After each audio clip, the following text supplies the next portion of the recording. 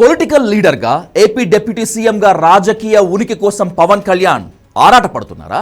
ఆయన అసహనానికి గురవుతున్న తీరు చూస్తే పవన్ని జనం ఇంకా సినిమా హీరోగానే చూడటంతో ఇబ్బంది పడుతున్నారనేటువంటిది అర్థమవుతోంది. అయితే సినిమా ప్రపంచం నుంచి, అవాస్తవిక వాతావరణం నుంచి ఆయనే బయటపడటం లేదనేటువంటిది మరికొందరి వాదన.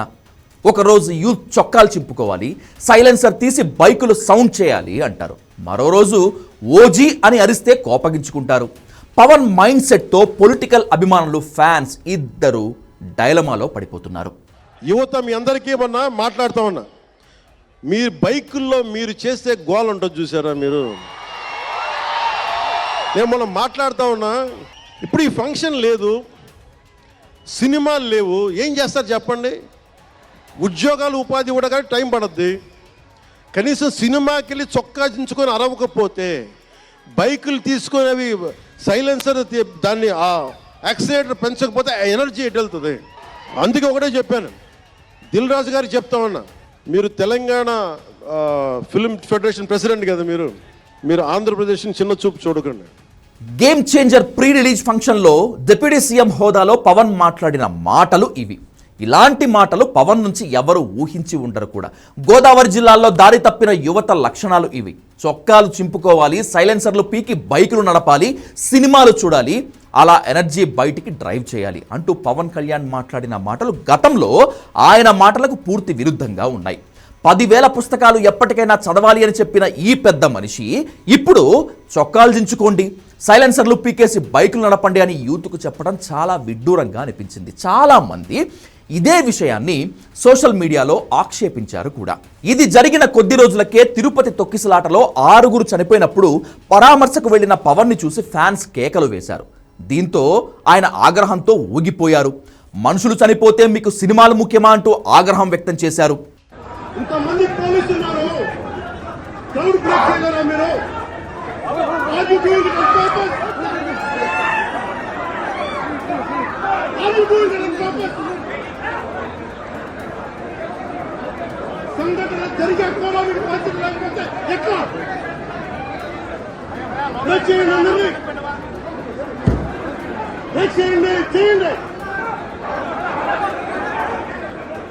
పవన్ కళ్యాణ్ ఎక్కడికి వెళ్ళినా ఇదే సమస్య ఎదురవుతోంది.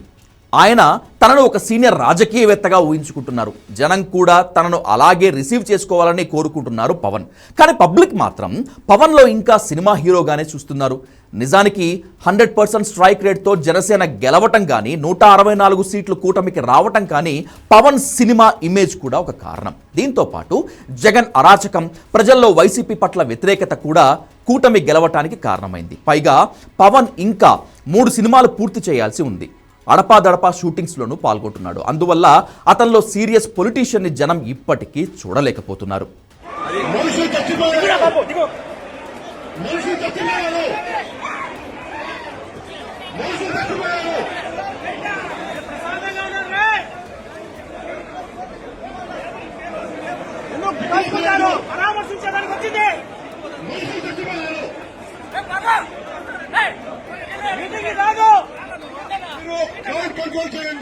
జగన్, చంద్రబాబు, మోడీ లాంటి వాళ్ళు పూర్తి స్థాయి రాజకీయవేత్తలు. వాళ్లకు సినిమా గ్లామర్ ఉండదు.